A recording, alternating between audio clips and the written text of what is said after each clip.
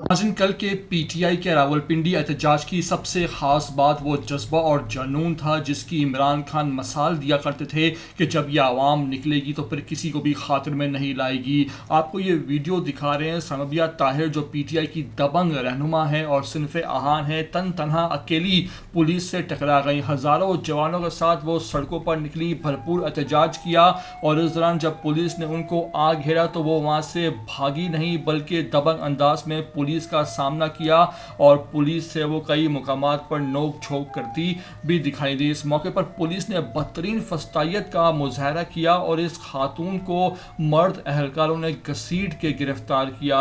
इनकी गिरफ्तारी के वक्त क्या मनाजिर थे और फिर गिरफ्तारी के वक्त इन्होंने क्या बात की, आपको इस मुकम्मल वीडियो में दिखाएंगे। लेकिन वही बात कि अगर आप हमारी वीडियो पर पहली बार आए हो, चैनल पर पहली बार आए हो, तो लाजमी से सब्सक्राइब करो, लाइक करो, शेयर करो और कमेंट करके हमें अपनी कीमती राय से लाजमी आगाह भी करो।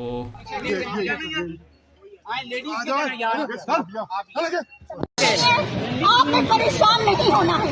अच्छा, गिरफ्तारियां सब कुछ हमारे लिए कोई मैटर नहीं है।